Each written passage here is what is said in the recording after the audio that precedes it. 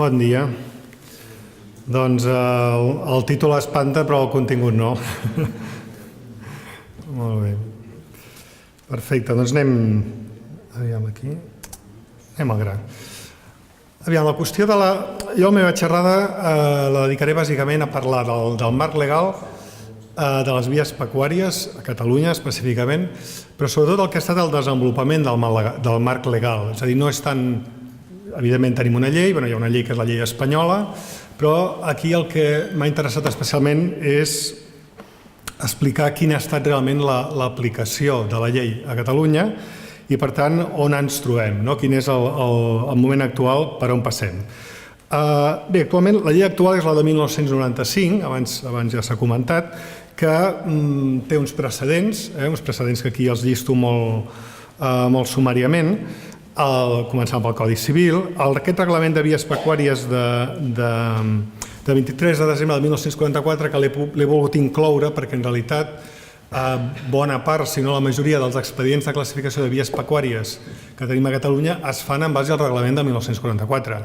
Per això me l'havia deixat i el volia posar encara que fos a última hora. Per cert, aquest reglament de vies pecuàries de 1944 establia que els expedients de classificació s'havien de fer per termes municipals. I això és el que explica que justament els expedients de classificació siguin d'àmbit municipal. Tot i que, de fet, el propi reglament i també la legislació posterior diu que excepcionalment o en tot cas de forma raonada també es podrien fer classificacions individuals de camins sense haver de fer necessàriament expedients municipals. Ho dic perquè ja veureu més endavant que per mi aquest és un punt important. Bé, les vies pecuàries, com veieu, van apareguent una mica a tot arreu, el Codi Civil, tenim aquest reglament del 44, la llei de 1974, la pròpia Constitució espanyola del 1978 també parla dels camins ramaders i també l'Estatut d'Autonomia de Catalunya de 1979 i també l'actual que diu que Catalunya té competència exclusiva en vies pecuàries, però és allò, suposo, de les competències concurrents, que ara estan tan de moda, aquesta setmana se'n parlava molt.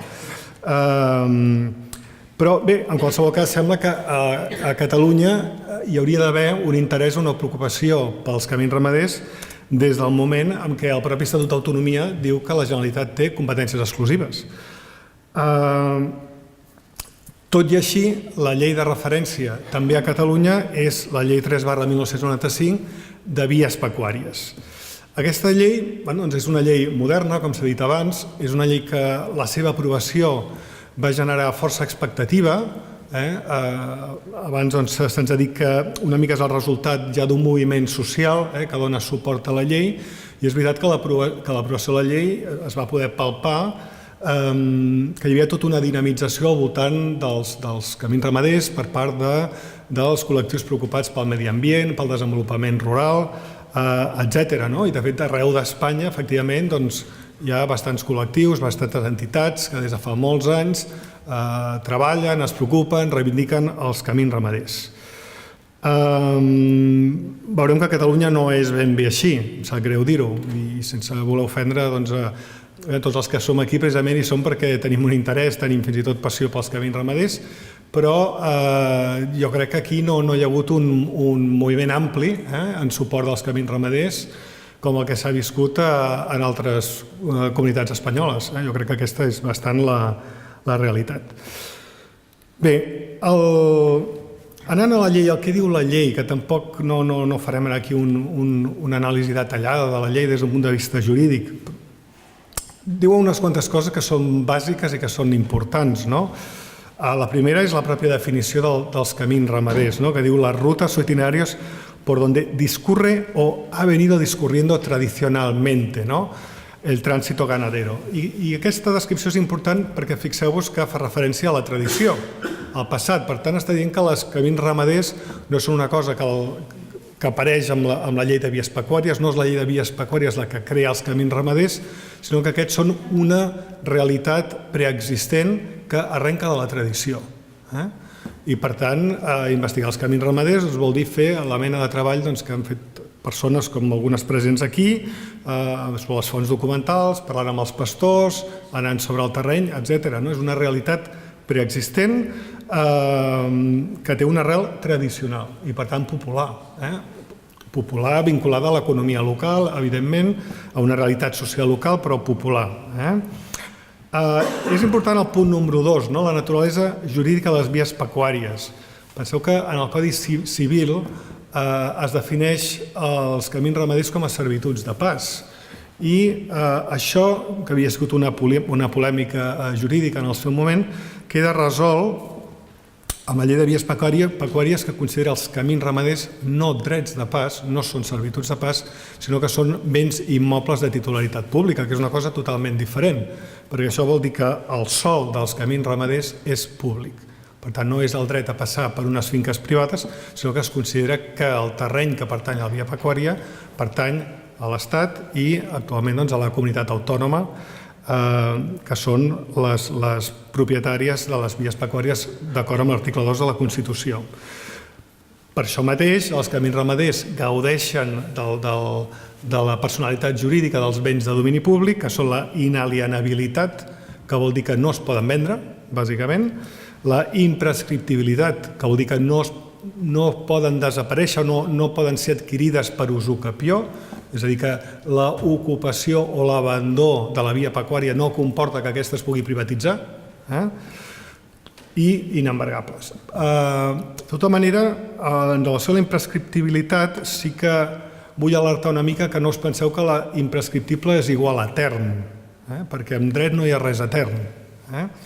I, com es diu, no hay mal que 100 años dure, doncs la imprescriptibilitat és una mica això, vull dir, aviam, una via pecuària abandonada des de fa 300 anys no segueix sent necessàriament imprescriptible, perquè la realitat, de fet, acaba tenint efectes jurídics. Per tant, no pensem que ens podem estar a 300 anys esperant a classificar uns camins ramaders perquè són imprescriptibles, perquè d'aquí 300 anys hauran prescrit. Per tant, la imprescriptibilitat jurídica té també els seus límits.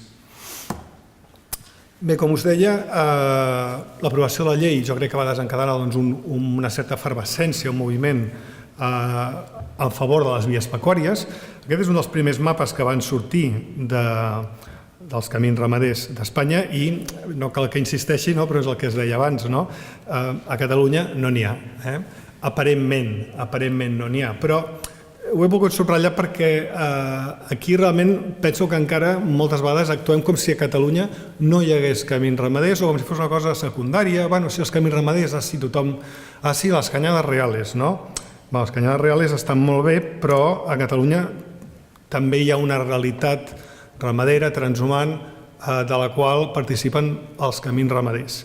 Això ja és un mapa més actualitzat, veiem que mica en mica sembla que sí es comença a entendre o es comença a veure que a Catalunya també hi ha tradició transhumant i també hi ha camins ramaders, però aquesta és diferent de la castellana, això també ho hem de tenir clar.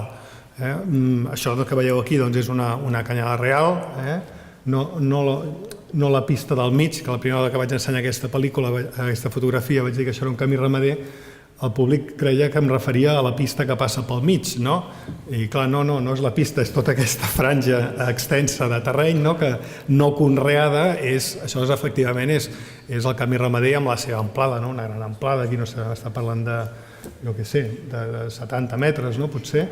Això no és el més habitual a Catalunya i en aquest sentit hem de tenir present, quan parlem de la llei, de la legislació, que a Catalunya hauríem d'adaptar el marc legal a la nostra realitat, perquè el marc de referència de la llei espanyola de vies pecuàries és aquesta realitat, que no es correspon amb la nostra per qüestió històrica i de tradició. De tota manera, torno a insistir que a Catalunya sí que tenim camins ramaders i grans camins ramaders i fins i tot una mica sobta la desídia que hem viscut a Catalunya amb el tema dels camins ramaders durant molts anys, quan resulta que, per exemple, als anys 50, Vilà Valentí i Salvador Llobet van fer el seu estudi de la transhumància a Catalunya, que en aquell moment era un estudi absolutament modern, absolutament pioner i que semblava que despertava l'interès per la transhumància a Catalunya. Malauradament aquest treball es va quedar aquí i jo no veig que hagi estat realment assumit des d'un punt de vista social i polític, diguem-ho així. Això és un camí ramader a Catalunya. És més modest que el que hem vist abans. En aquest cas, això és el camí ral de Cardona, allò que dèiem de la convivència o de la superposició sovint entre camins ramaders i altres tipus de camins, com els camins rals de Catalunya. Això és camí ral i és camí ramader, és el camí ral de Cardona, però sí que ja es veu clarament que no és un camí de carro ni és un camí de ferradura, és un camí de 15 metres d'amplada, que actualment ja no existeix perquè 2 anys més tard aquí al damunt s'hi va construir una granja de vedells, amb tots els permisos del Departament d'Agricultura, del Departament de Medi Ambient. Clar, aquest camí ramader què passa? Que no estava classificat com la majoria de camins ramaders a Catalunya, per tant no constava legalment la seva existència i per tant l'administració aparentment tampoc estava obligada. Així que ens vam quedar sense aquesta secció encara preservada de l'antic camí ramader de Berga-Poblet, que és del que estem parlant. Torno a insistir que a Catalunya sí que tenim tanmateix grans camins ramaders, sobretot a les capçaleres, és a dir, a les zones de muntanya, això és la Vall Fosca, per exemple. De fet, és gràcies al creixement del bosc que veiem en la fotografia aèria l'amplada i el traçat de la carrerada. Si haguéssim fet aquesta foto fa 50 anys, doncs no veuríem res. És ara que veiem aquesta franja neta d'arbres, però simplement per il·lustrar una mica les tipologies que tenim de camins ramaders a Catalunya. No només hi ha camins ramaders amples al Pirineu, sinó que també en tenim a la zona mediterrània. Això, per exemple, és el terme municipal de l'Ampolla. El terme municipal de l'Ampolla, i aquí tenim 2 lligallos. Aquí, en el punter aquest, com funcionava? A dalt de tot. Una mica més avall. Una mica més avall, aquí. Vale. Molt bé, doncs aquí són, fixeu-vos, això és un lligallo, el lligallo del cementiri, que fa ben bé 50 metres d'amplada, molt ben delimitat amb murs de pedra. Fixeu-vos que pel mig hi passa un camí asfaltat, perquè d'aquí també hi passa un camí rodat, però el lligallo és molt més ample, el lligallo va des d'aquí fins aquí, i en aquest cas encara és més ample, va des d'aquí fins aquí. És a dir, que veieu clarament que sí que tenim allò que comentàvem, la pastura allargada, la franja aquesta extensa, en aquest cas, que transcorre a través d'una zona d'agricultura intensiva. I tanmateix tenim els camins ramaders ben delimitats amb unes amplades considerables. Per tant, tenim una realitat que és diversa, que és complexa, que no és la de Castella, és la de Catalunya, però que no l'hem arribat mai a tipificar, a ordenar, a endreçar ni a regular tampoc normativament. Bé, la llei de vies pecuàries bàsicament el que fa és imposar unes obligacions a l'administració. D'una banda diu que els camins ramaders són propietat de la comunitat autònoma i que aquesta haurà d'actuar sobre les vies pecuàries d'una banda per regular l'ús, per defensar la integritat de les vies pecuàries, per garantir l'ús públic i per assegurar l'adequada conservació. Molt bé. Doncs això és el que hauria d'estar fent l'administració. Un cop s'aprova la llei el 1995, ja dic que això genera una certa efervescència i ràpidament hi ha un seguit de comunitats autònomes que comencen a aprovar o bé la seva pròpia llei de vies pecuàries o bé un reglament propi de vies pecuàries d'acord amb la llei de 1995. Aquí teniu les diferents comunitats autònomes que han acabat aprovant aquesta legislació específica autonòmica, a partir del, fixeu-vos, 97, 98, és a dir, relativament poc després d'aprovar-se la llei de 1995. Bé, les comunitats autònomes que han aprovat una legislació específica són la majoria de les que tenen una gran tradició ramadera o de les antigues de les canyades, les canyades reales, excepte Castella-Lleó, sorprenent, però també inclou Andalusia i inclou el País Valencià. Fixeu-vos que Catalunya, tot i, en teoria, d'acord amb el seu estatut, tenir una competència exclusiva en vies pecuàries, no es preocupa d'aprovar una legislació pròpia. I, de fet, jo diria que, vaja, no he vist mai cap partit a Catalunya que tingui dintre del seu programa electoral anem a fer una llei de vies pecuàries catalanes. Que jo sàpiga, això no existeix. Per tant, ve una mica aquí l'anomalia aquesta, que ja hem vist que al principi semblava que a Catalunya no teníem camins ramaders, hem vist que sí que en tenim, des d'aquest punt de vista hem progressat, però seguim amb un buit legal, més enllà de la pròpia llei espanyola de 1995.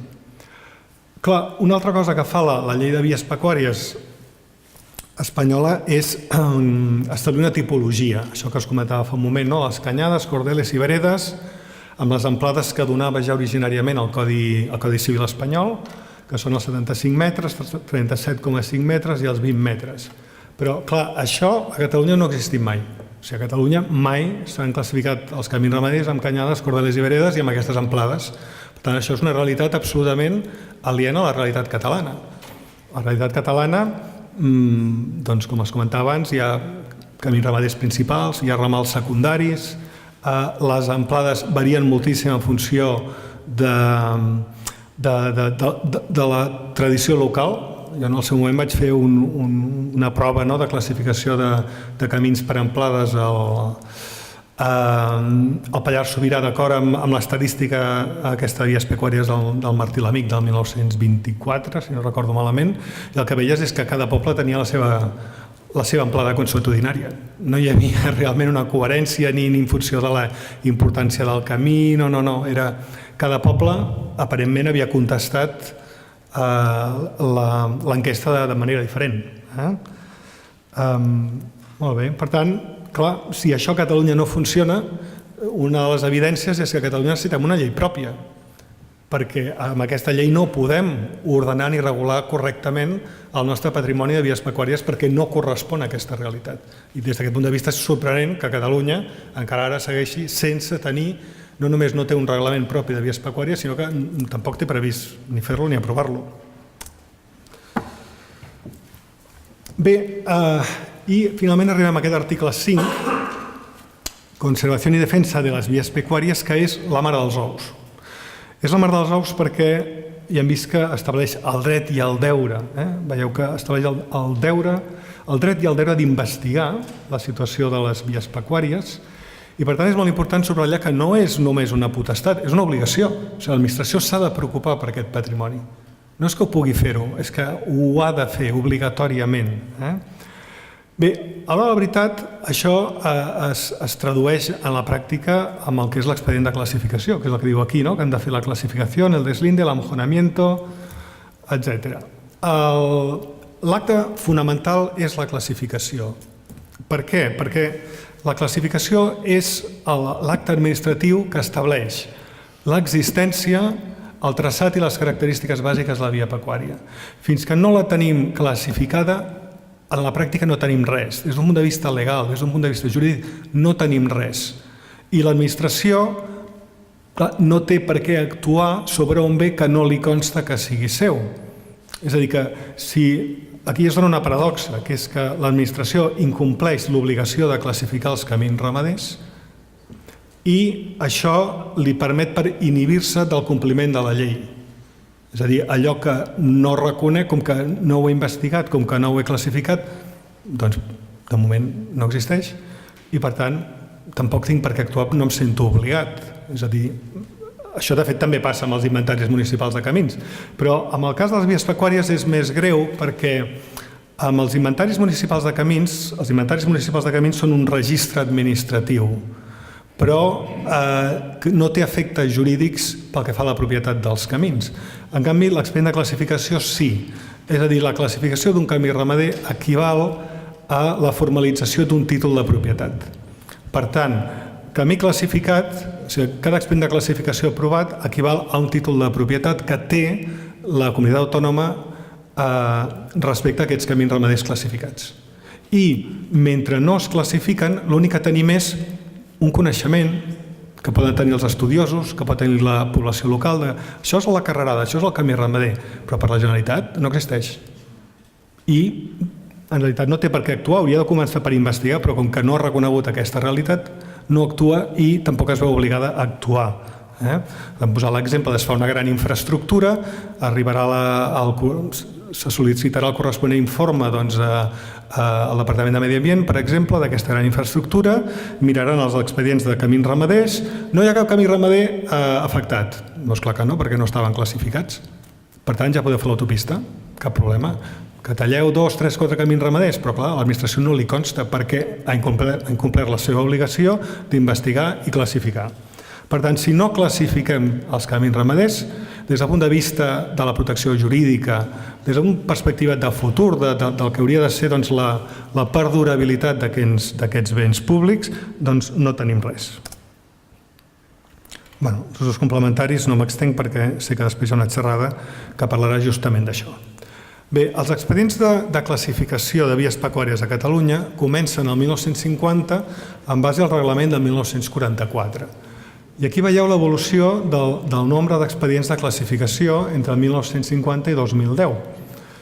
Es veu clarament com, bé, sobretot és durant la dècada dels anys 50, 60 i molt especialment als 70, que realment hi ha una activitat bastant important per part de l'administració de l'Estat en aquell moment, pel que fa a l'aprovació d'expedients de classificació. Déu-n'hi-do, van arribar l'any 1973 a aprovar 20 expedients de classificació en un any. Bé, aquesta primera fase d'expedients de classificació dura 28 anys i podríem dir que acaba el 1978. I serà tímidament a partir del 1982. A partir del 1982 hi ha alguns expedients de classificació que es fan ja des de l'administració autonòmica, no gaires, però se'n fan alguns, els del Berguedà concretament, i sobretot és a partir del 93-95, de fet amb la pròpia aprovació de la llei de vies pecuàries, que sí que tímidament sembla que l'administració catalana té una certa activitat d'aprovació d'expedients de classificació. De tota manera, bé, jo crec que clarament es veu que de cap de les maneres hem recuperat el ritme que semblava que tenia l'administració als anys 70, que era una cosa una mica més important.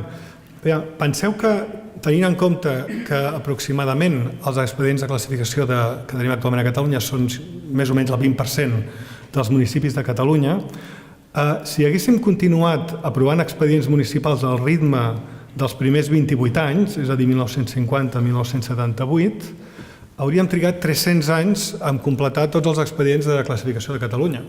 És a dir, si haguéssim seguit amb aquesta dinàmica del franquisme, de l'administració franquista, si anem al ritme de l'administració catalana en democràcia, doncs ens n'anem a 500 anys. Al ritme actual haurem acabat la classificació dels camins ramaders a Catalunya dintre de 500 anys, després veureu el detall. Bé, en relació a aquestes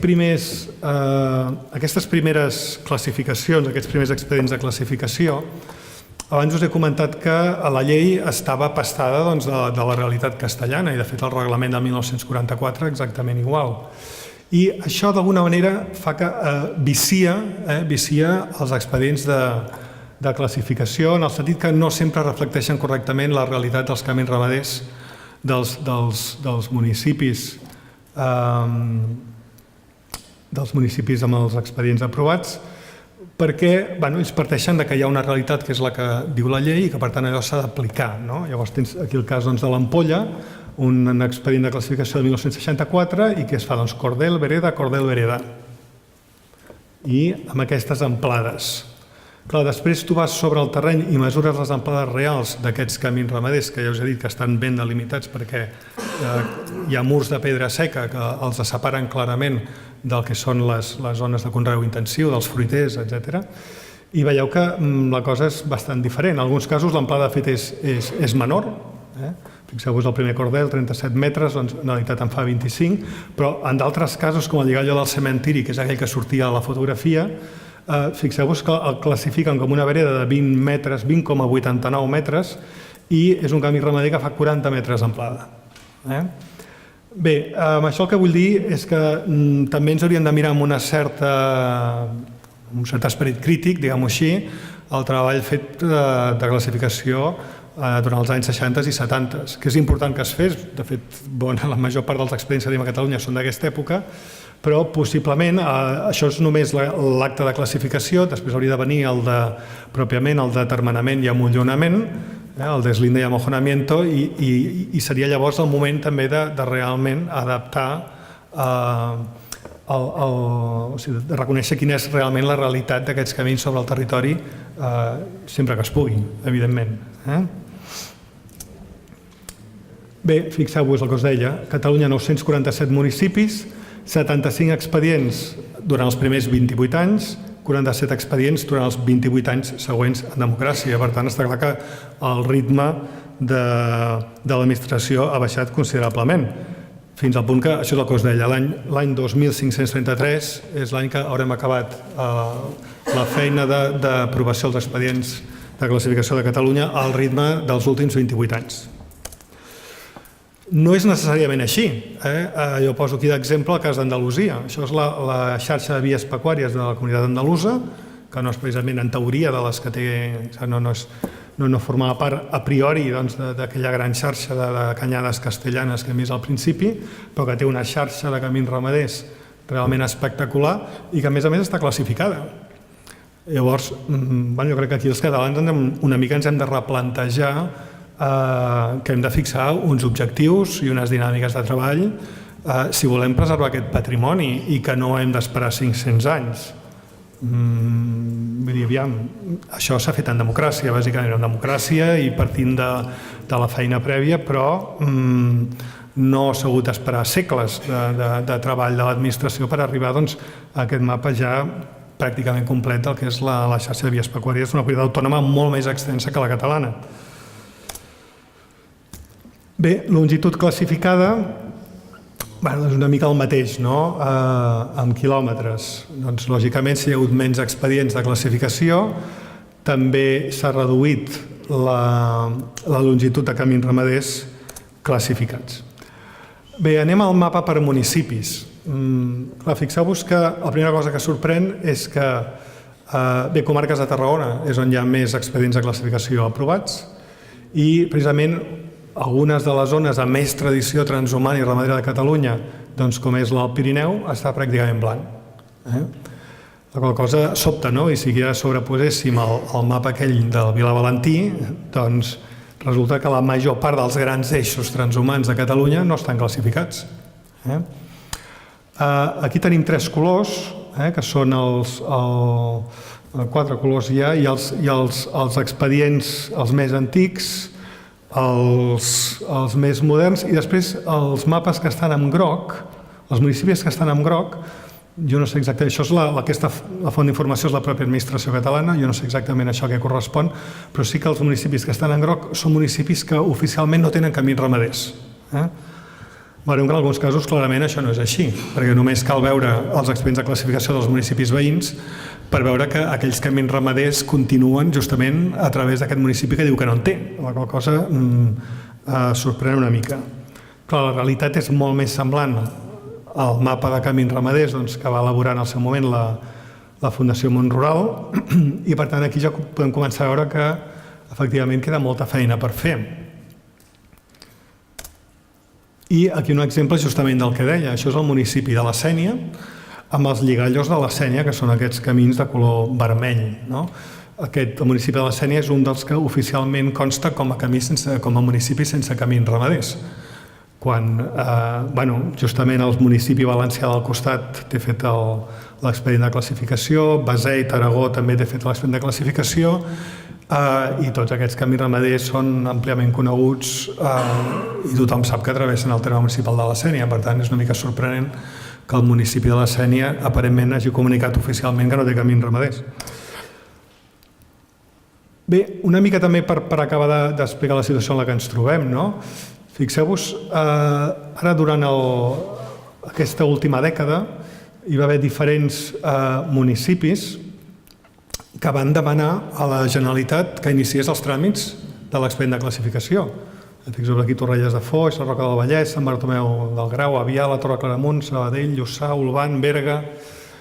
Alguns d'aquests expedients es van arribar a materialitzar, perquè el de Sabadell em consta que sí que està aprovat, però jo sí que puc dir que, per exemple, pel que fa als del Berguedà, que és Avià, Olvan i Berga, Doncs bé, aquest expedient es va incoar el 2008, doncs aproximadament 4 o 5 anys més tard aquests municipis van rebre una carta de la Generalitat que deia que l'expedient s'havia cancel·lat perquè havia caducat per inacció de la pròpia administració. És a dir, l'administració comunica als ajuntaments que no ha fet la classificació i que si volen fer-la l'han de tornar a demanar perquè nosaltres no hem fet res i com que no hem fet res l'expedient ha caducat. És a dir, que això quan són ajuntaments que el propi ajuntament finalment demana a l'administració catalana escolti, per què no fa l'expedient de classificació del meu terme municipal?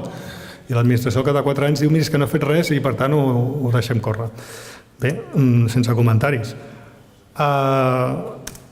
Bé, això és el que actualment tenim classificat i perquè ens situem una mica amb el que podria ser, doncs, això és l'inventari de camins ramaders de les comarques de l'Alt Pirineu, encarregat per l'IDAPA, d'acord amb les fonts documentals. D'acord amb les fonts documentals, sí.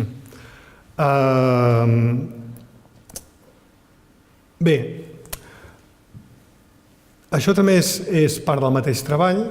D'acord amb les fonts documentals, aquest és el mapa que ens va sortir de camins ramaders de l'Alt Pirineu, ja veiem que hem dividit els eixos en primaris, secundaris i terciaris. I això aquí ho volia subratllar perquè jo crec que d'alguna manera a Catalunya, si no volem esperar 500 anys, hi ha dues coses que han de canviar. Bé, d'una banda, evidentment, la pròpia actitud de l'administració, tant de la local, dels ajuntaments, com de l'administració catalana, però possiblement també ens hem de plantejar potser uns objectius diferents de simplement anar aprovant expedients municipals de classificació, perquè el que ens passarà és que al final no els farem. I per tant, potser ens hauríem de prioritzar, fixar uns objectius prioritaris. De fet, clar, si anem una mica tornant a la diapositiva anterior, que ara no hi sabré anar, la diapositiva anterior, ja. Sí, de fet, quan analitzes aquesta mena de xarxa, ja veus de seguida que d'una banda hi ha uns veritables eixos transhumants i que després molts camins que es diuen ramaders o que surten com a camins ramaders a les fonts, en realitat són accessos locals a la xarxa de vies transhumants i que coincideixen amb la xarxa de vies locals de titularitat municipal. I per tant, jo és el meu plantejament, penso que possiblement hauríem de dedicar més esforç a aquests grans eixos transhumants, que són l'essència de la transhumància i dels camins ramaders, i la resta de camins secundaris es poden protegir directament a través de la pròpia legislació municipal i dels inventaris de camins municipals. Per tant, potser hauríem de prioritzar la feina. En el cas de l'Alt Pirineu i Aran, justament el que vam fer va ser acabar determinant quins grans eixos transhumants podien tenir un especial interès perquè encara estaven ben preservats, és a dir, que no havien estat afectats per grans infraestructures, no s'havien convertit en carreteres, i que realment d'alguna manera preservaven el que és l'herència dels camins ramaders. Clar, no és el mateix anar a classificar aquests 6 eixos, aquests 6 grans camins, que anar a fer tots els expedients de tots els expedients municipals de tots els municipis de l'Alt Pirineu i Aran. És molt diferent. I he comentat abans que, de fet, la llei, i especialment l'antic reglament, ja preveia la possibilitat de fer expedients no per municipis, sinó per camins ramaders. Per tant, tot i que la llei d'entrada diu no, s'han de fer expedients municipals, també diu que es pot fer d'una altra manera. Perquè aquí a Catalunya justament podria aprovar la seva pròpia legislació i plantejar una altra forma d'abordar el tema. Si anem al tema a la qüestió de la variable de la superfície classificada, aquí també vull fer notar una cosa claríssima, que és que no només estem classificant, estem fent menys expedients municipals, estem classificant menys longitud de camins ramaders que, per exemple, als anys 60 i 70, sinó que, a més, estem classificant camins ramaders amb amplades, perdoneu que us digui, irrisòries. Abans s'estava parlant del camí ramader com a gran estructura del paisatge, com a corredor biològic, però si estem parlant de camins ramaders de 20, 40, 50 metres d'amplada, però si estem classificant camins ramaders de 4 i 5 metres, no hi veig la diferència, sincerament, amb un camí rural qualsevol. Quines funcions pot assumir aquest camí ramader de 4 o 5 metres d'amplada que no pugui assumir qualsevol camí rural? A mi algú que m'ho expliqui. fixeu-vos, entre 1950 i 1978 el 63% dels camins classificats feien més de 10 metres d'amplada. En democràcia, durant els anys 80, 90, etc., el 66% dels camins classificats a Catalunya fan menys de 10 metres d'amplada. Vol dir que no només l'administració no està classificant, sinó que a més classifica amb por. És a dir, no s'atreveix a reconèixer la realitat dels camins ramaders com a grans franges de terreny, de domini públic, destinats al trànsit ramader. Bé, per tant, i amb això acabaré. Bé, una mica quins haurien de ser els objectius d'una nova legislació catalana o d'una nova política de camins ramaders. Jo crec que en primer lloc caldria establir uns objectius polítics. Si això no entra en l'agenda política, doncs difícilment canviarà res. Crec que caldria fixar un horitzó temporal assolible dedicant els recursos necessaris. En els propers 20 anys ens marquem uns objectius, perquè l'objectiu actual és dintre de 500 anys ja haurem acabat. Això no pot ser. Per tant, a 20 anys, a 10 anys, a 20 anys o a 30 anys, doncs hem de fer això, això, això i això. Possiblement l'única manera de fixar uns horitzons assolibles i realistes és també prioritzant els grans eixos. Per tant, jo dic que aquí s'hauria de plantejar classificar camins i no municipis. Anar a buscar camins que ens interessa classificar-los i no esperar que s'hagin classificat tots els municipis per on passa aquell camí. Per tant, això vol dir també modificar els àmbits de treball. Per què hem de treballar per municipis? Podríem treballar per comarques o per vegueries, i en aquest sentit remeto a molts treballs que s'han fet, els del Joan Rovira, per exemple, que ha treballat al Penedès, o altres col·lectius que han treballat al Vallès, o que, en el nostre cas, vam fer en el seu moment l'inventari de camins ramaders del Berguedà. És a dir, els hem vist com estudiosos o col·lectius han agafat un territori relativament extens i amb relativament poc temps i amb relativament pocs recursos han fet un mapa bastant complet del que és la xarxa de camins ramaders d'aquell territori. Per què no pot fer això l'administració? I a partir d'aquí tramitar el procediment de classificació d'acord amb la llei. Per tant, jo crec que modificar àmbits de treball, els àmbits geogràfics de treball, és una cosa que s'hauria de plantejar. Evidentment, s'haurien de prioritzar també les zones més problemàtiques i les zones on tot aquest patrimoni està més amenaçat per la pròpia dinàmica territorial de la urbanització o de la intensificació de l'agricultura, per la construcció de grans infraestructures. Aquest seria un altre criteri a introduir a l'hora de fixar prioritats. I finalment, per fer això, jo crec que sí que caldria que Catalunya tingués una legislació pròpia. Possiblement aquí podríem debatre de molts dels aspectes que hauria de tractar o d'abordar, però que jo crec que en qualsevol cas hauria d'abordar primer el procediment de classificació, això que deia àmbit territorial, per exemple, procediment de classificació, el tema de les amplades, què hem de fer amb les amplades a Catalunya? Sí que és un tema complicat, però d'alguna manera s'ha d'abordar.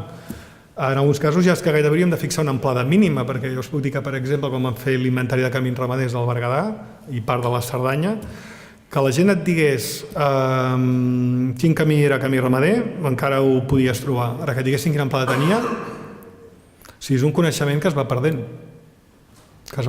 Hi ha comarques de Catalunya on la gent ja no sap quina amplada tenien els camins ramaders. Per tant, com la determinaràs? Potser la llei hauria de fixar una amplada mínima o no ho sé, coses que s'haurien de debatre. Hi ha un altre tema molt important a Catalunya que és el solapament amb el viari municipal. A Catalunya molts camins ramaders, a més, són grans camins públics, però de caràcter local, grans vies locals, camins rals, molt especialment. Molts camins ramaders són camins rals. I per tant aquí ens trobem una qüestió que és la cotitularitat o la corresponsabilitat en la gestió. Perquè està clar que aquell camí és, l'exemple que he posat abans, el camí ral de Cardona. El camí ral de Cardona, en tant que camí ral de Cardona, és un bé municipal. És una responsabilitat dels ajuntaments per on passa el camí ral de Cardona. En tant que camí ramader, si la Generalitat el classifiqués, passaria a ser de la Generalitat. Per tant, aquí, la veritat, el que tens tens dues realitats sobreposades, com passa a Madrid o en zones urbanes. El cas de la Castellana, encara que allò sigui via pecuària, és evident que l'Ajuntament de Madrid, quan ha de fer obres i ha d'actuar sobre aquell carrer, actua perquè és el seu carrer. Per tant, allò és via pecuària, però també és via urbana de Madrid. Us poso aquest exemple perquè en el fons això ens hi trobem constantment, que els camins ramaders són camins ramaders, però a més són vies locals. Bé, això pot semblar molt... Això és un tema important perquè, per exemple, quan anem a judici, en l'àmbit jurídic, sovint ens trobem que els juristes i els jutges i els advocats això no ho tenen clar, perquè ells tenen la idea que llei de vies pecuàries, doncs els camins ramaders són una realitat independent, a part, rodona i perfecta. I vies locals sembla que hauria de ser una altra cosa. Llavors això d'aquest solapament no ho acaben d'entendre perquè ells pensen llei de vies pecuàries, a legislació municipal, camins rurals. I la realitat és que això està sobreposat, a Catalunya molt especialment. Per tant, això necessitaríem que la llei digués alguna cosa sobre aquest tema, com es reparteixen les competències, qui gestiona què, quan es dona aquesta situació. I la regulació d'usos que té molt a veure just amb això mateix, perquè aquesta regulació d'usos té a veure precisament també amb aquesta multifuncionalitat inherent a la pròpia xarxa de camins i a la xarxa de camins ramaders. Bé, per tant, espero que hagi portat algunes dades interessants per a la reflexió, que us hagi agradat i després en podem seguir parlant. Moltes gràcies.